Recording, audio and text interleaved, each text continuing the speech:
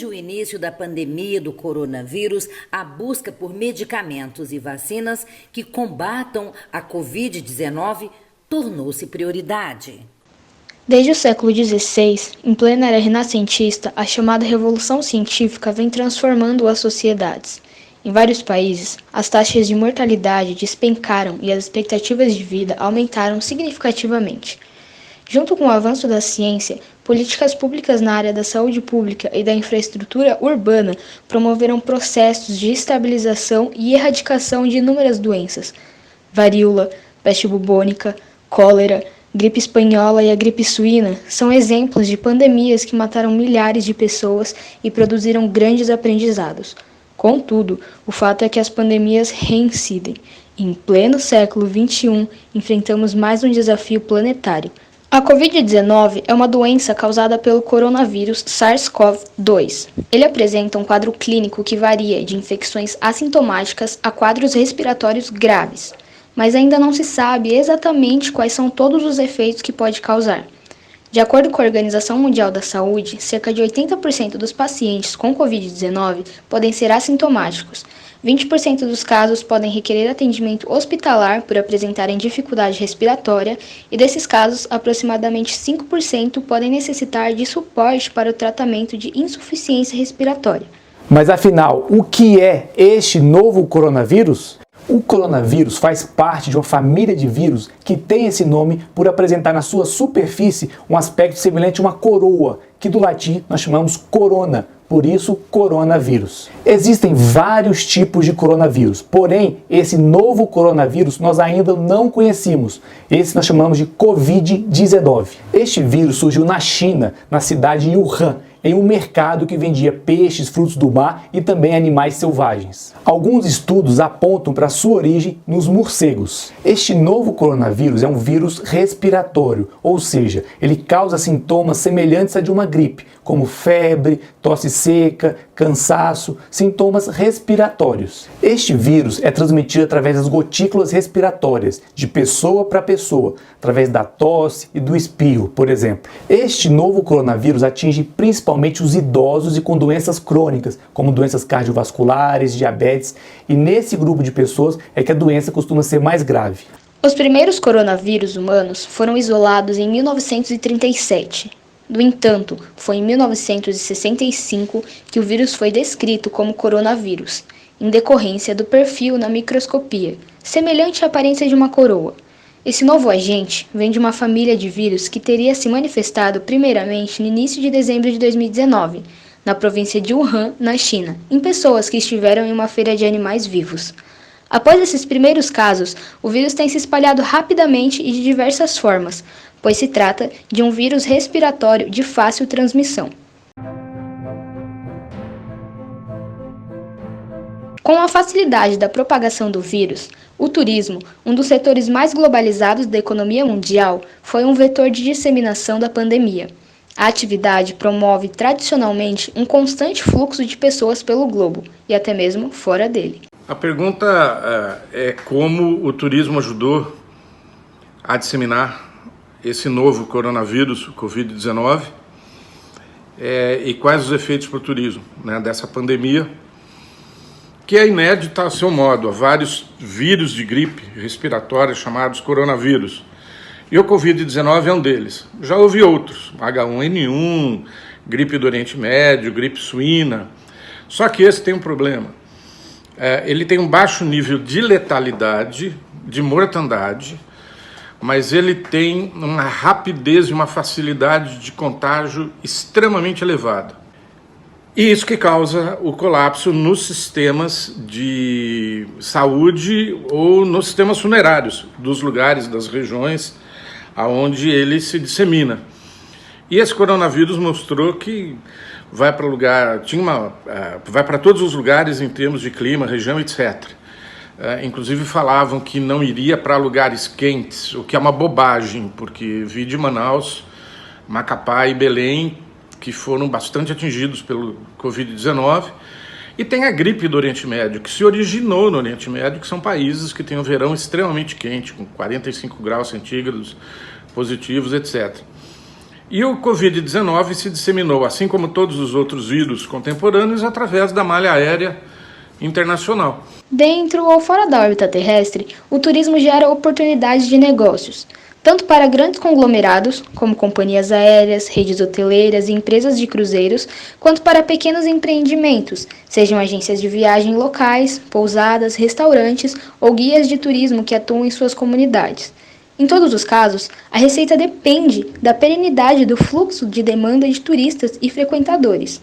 O Flightradar24, site que monitora em tempo real a movimentação de aeronaves no mundo todo, rastreou mais de 60 milhões de voos somente em 2019.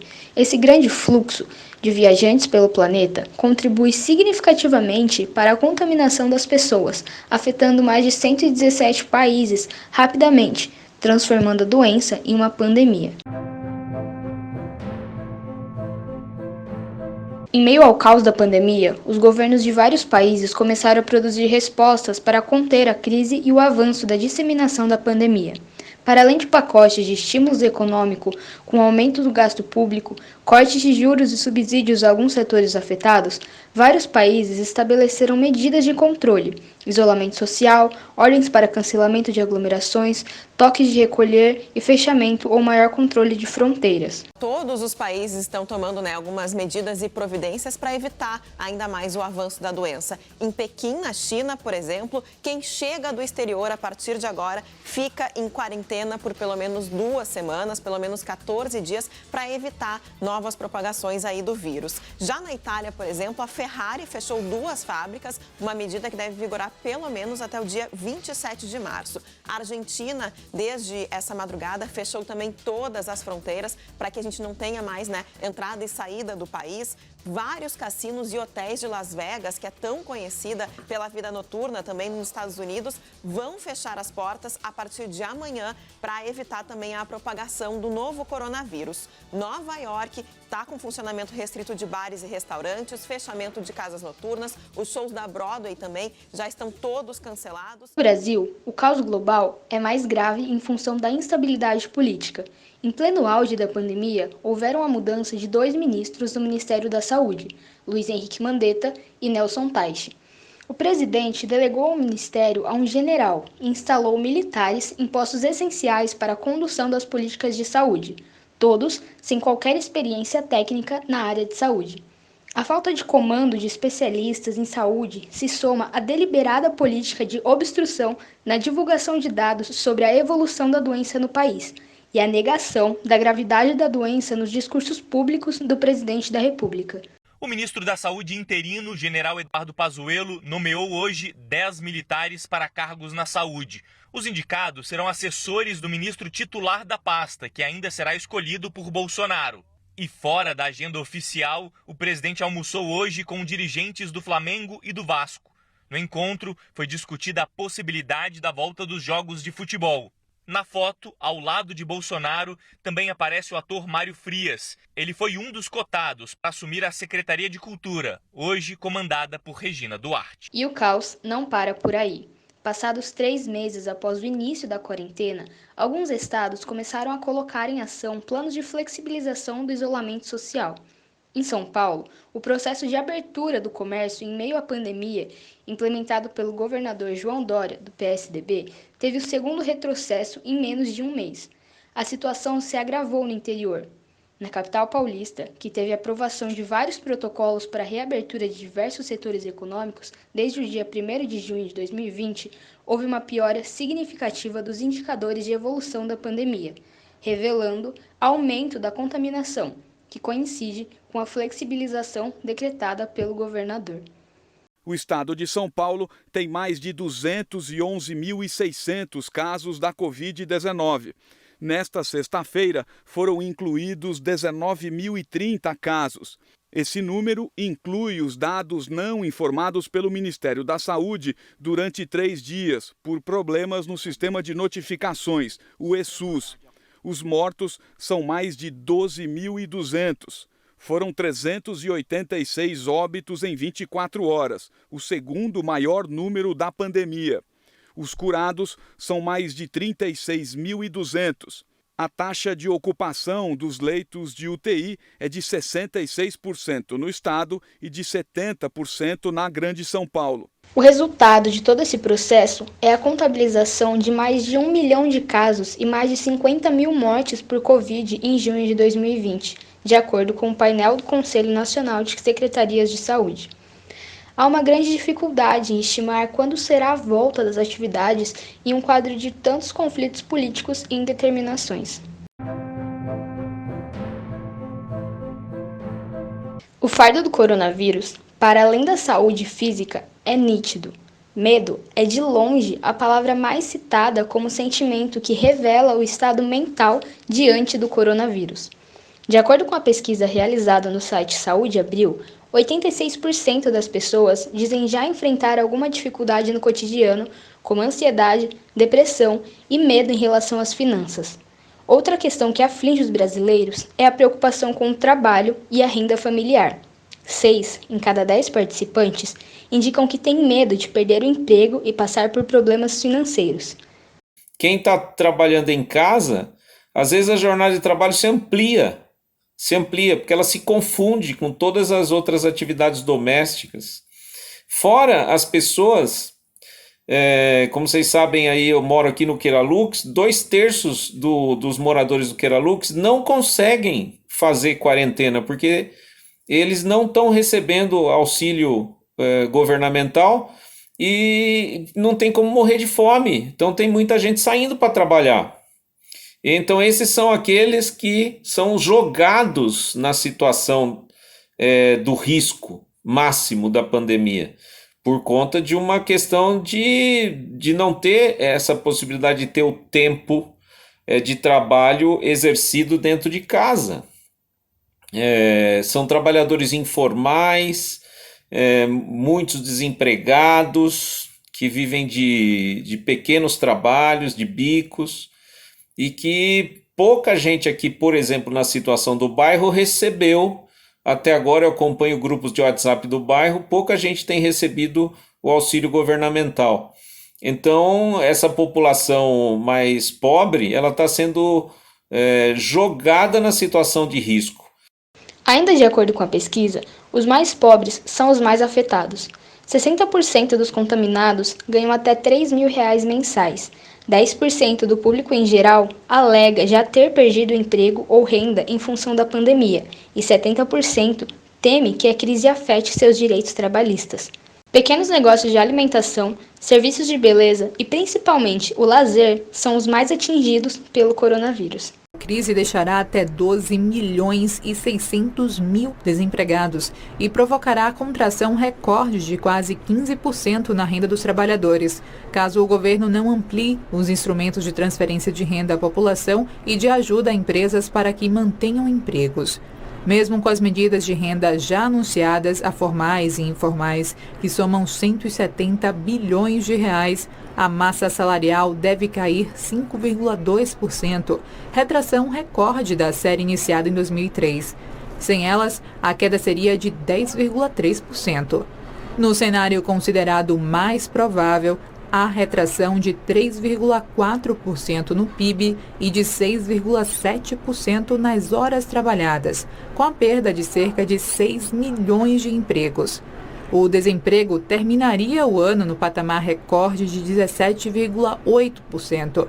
No trimestre encerrado em fevereiro, antes do início da crise, a taxa estava em 11,6%. O espaço não vai ser igual para todo mundo também. O espaço doméstico, como que você passa a pandemia dentro de uma casa, no mínimo 4 pessoas e a casa tem 3 cômodos?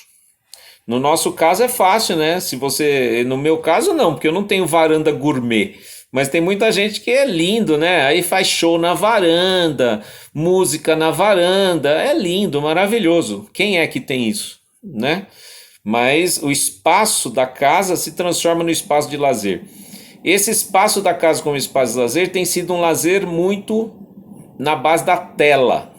Você sai da tela do computador para a tela do celular e migra depois para a tela da televisão para assistir Netflix, série, filme, sei lá, né? Então é um lazer muito em torno do que a gente chama de tempo de tela. O que é complicado também. Tem muita coisa interessante, obviamente, para se ver, né?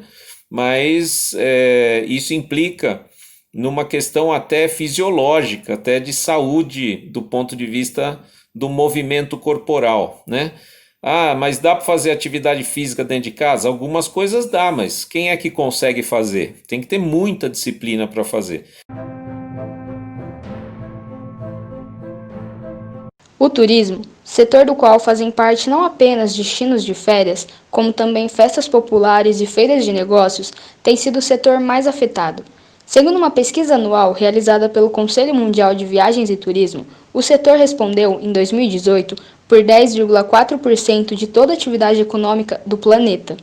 O pânico com a Covid-19 deixou as cidades desertas, esvaziou hotéis, obrigou companhias aéreas a cancelar rotas e impediu que navios de cruzeiros desembarcassem passageiros. A orientação das autoridades para que as pessoas fiquem em casa tem afetado a economia e o setor de turismo é um dos mais impactados. Nenhum mercado foi tão afetado pela pandemia quanto o do turismo. De acordo com a Confederação Nacional do Comércio de Bens, Serviços e Turismo, o setor registrou perdas de mais de 2 bilhões e 200 milhões de reais somente na primeira quinzena de março. Isso representa uma queda de 17% em relação à primeira quinzena de março de 2019. É bem possível que o setor de turismo perca entre 110 e 115 mil postos de trabalho formais. Os hotéis agora sofrem com os cancelamentos que se acumulam.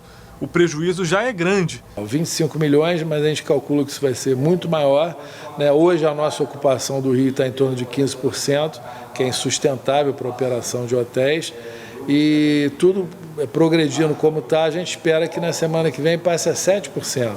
No momento, escapar das perdas é tarefa praticamente impossível. Os esforços acabam se concentrando em estratégias para tentar evitar futuros problemas. Hoje, os Ministérios da Justiça e Segurança Pública e do Turismo publicaram nota técnica em que recomendam que consumidores e empresas recorram à plataforma virtual consumidor.gov.br para tentar resolver conflitos sem que se chegue à via judicial. Tentar renegociar os pacotes para evitar os cancelamentos, que é uma situação muito mais drástica. Então, ampliar talvez a possibilidade ou a janela que o consumidor tem para voltar a consumir turismo. Feiras, congressos e convenções empresariais concentram os maiores orçamentos do turismo de negócios. Cancelamentos em série geram perdas muito mais significativas do que as provocadas por desistências individuais de quem viaja a lazer. O problema fica ainda maior quando os dois tipos de turistas desistem de viajar. A IATA, Associação Internacional de Transportes Aéreos, que representa as 290 maiores companhias do setor, projeta uma perda de receita de quase 29,3 bilhões de dólares este ano.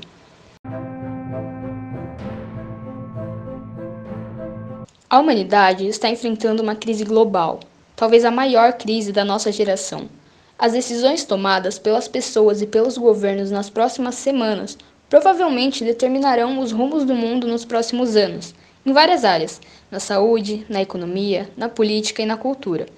Não temos a garantia de que surjam drogas capazes de imunizar a humanidade de todas as doenças causadas por vírus. Sobretudo, a ciência deve ser valorizada.